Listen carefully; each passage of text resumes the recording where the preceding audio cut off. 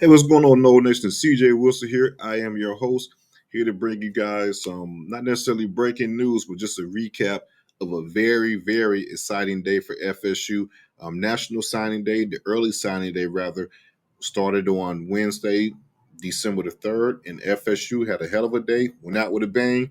We're going to jump into it and talk about some of the exciting flips, commitments, whatever you want to call it, all of the above. FSU had a hell of a day for National Signing Day, one of the early winners for National Signing Day. We want to jump into it right now, but before we get started, make sure you guys like this video and subscribe to the channel. Again, like this video and subscribe to the channel. It does a world of favors for us as a Doe Talk community.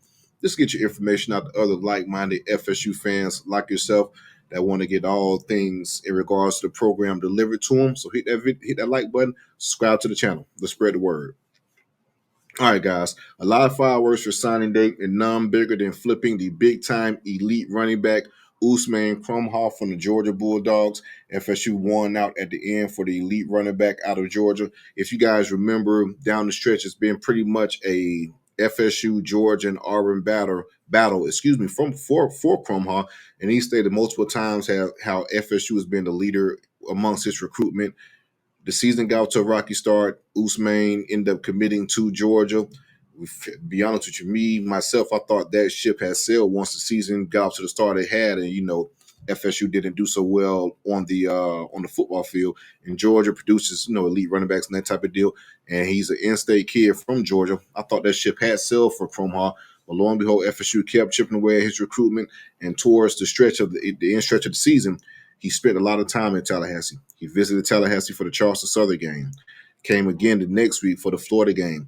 Had a lot of glowing reviews about FSU. Then FSU hired UCF head coach Gus Malzahn, as the offensive coordinator. And if you look at Gus Malzahn's track record over the years as far as developing running backs and just the running game in general, going back to when you played against us in 2013 with Mason running the football, nothing has changed. They currently had the number 6 rushing attack in the 2023 season. So I think bringing Gus along helped in regards to the recruitment of Kromah. If you're a running back, why wouldn't you want to play in a Gus Malzahn offense? Because you're going to definitely have high productivity. So I really think that kind of helped in FSU's favor, and also Cam Davis, who's been a big time recruiter for FSU as a current player. Him and Ousmane have a pretty close relationship, real tight friends. Played together as youth league kids. But this Kromah himself, elite running back, can do it all on the field. Kid has nice speed, nice vision, balance, can make you miss, run hard, pretty much everything you want as far as a running back package, all in one. The kid can do it all. Athletically, he's just insane. Really good gift for FSU. I think he could be a day one contributor for FSU within the already thin running back room. So major gift for FSU. And just to show you how much Kirby Smart coveted Kromah, even after he announced his flip to FSU on National Signing Day, the letter wasn't sent as of yet. Kirby Smart and Georgia was still pushing, trying to get him to stick to that commitment. So it says a lot about the talent if Kirby Smart is still going after you after a certain amount of time. So really good gift for Mike Norvell and staff. As you guys know, FSU ended up losing Dalen McCutcheon. They had three receivers committed over the summer, and all three of those receivers ended up decommitting during the season as games started to be played.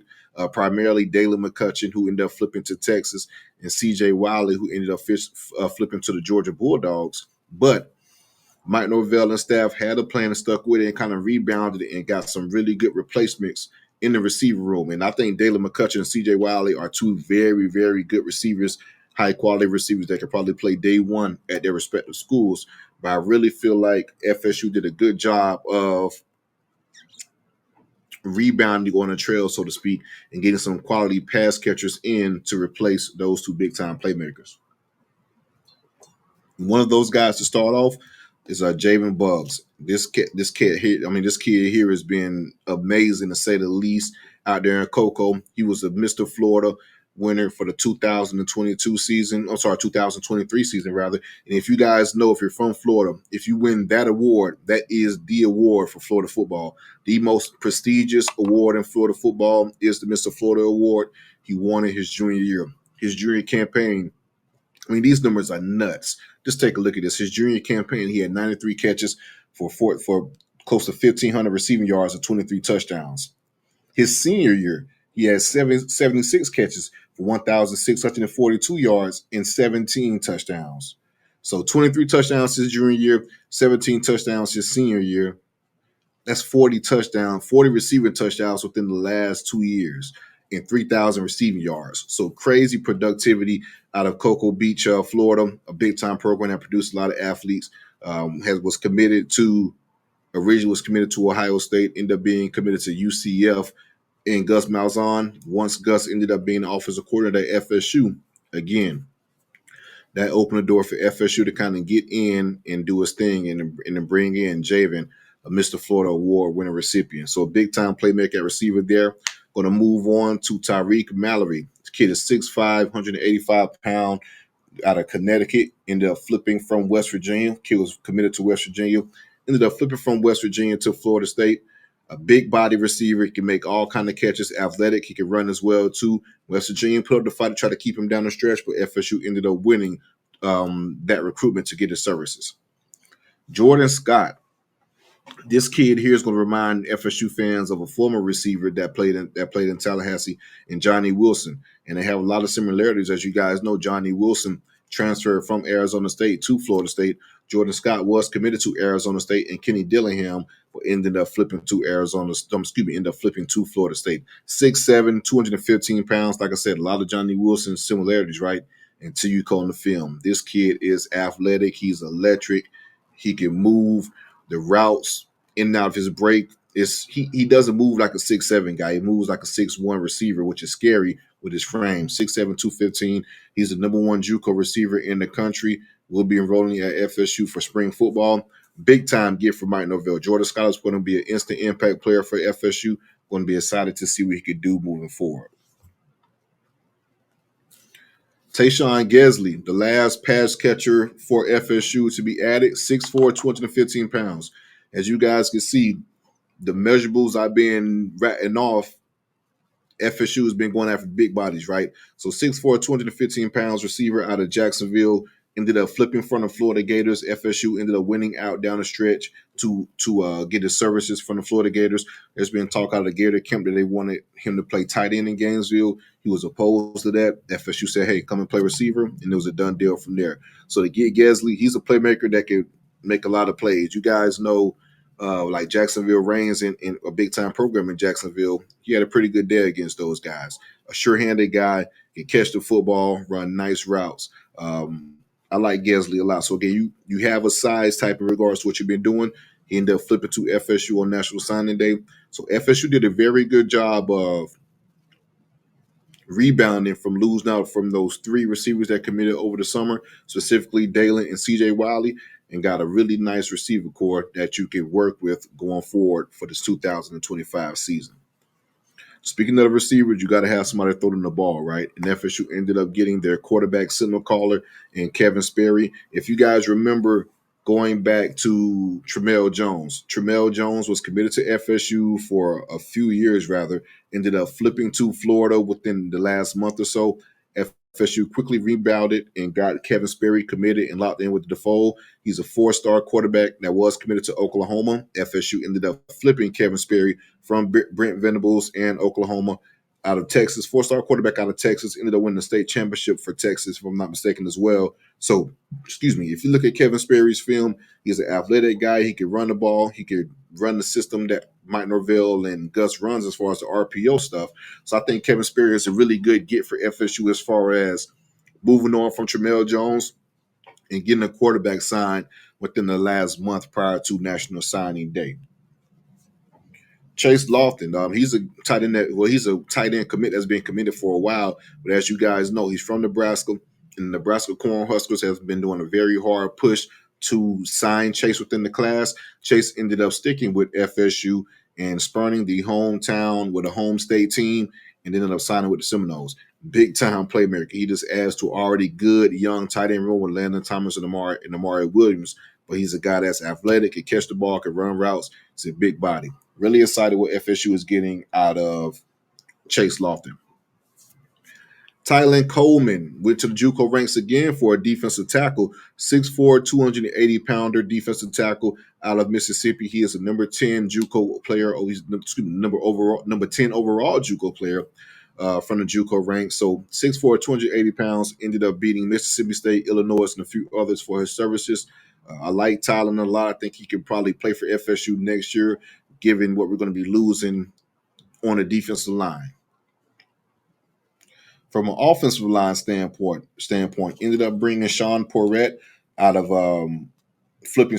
he's out of Georgia rather, but ended up flipping from USF, the USF Bulls, 6'5", 275 pounds. He's another guy that ended up flipping to FSU on National Signing Day. You've been hearing this a lot, right? So you got an offensive lineman that's in play, that's signed and committed to FSU, and there's a few more offensive linemen that's going to be in play as well for FSU down the stretch. Because this was the first day that you could sign your national letter of intent, not the last day. And another flip on the day, Shamar Arnoux, defensive back. This is one of my favorite. You guys know I'm a defensive back guy, right? This is one of my favorite flips on National Signing Day.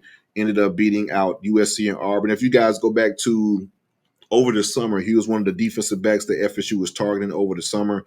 Ended up committing to USC and then flipping to Auburn down the stretch.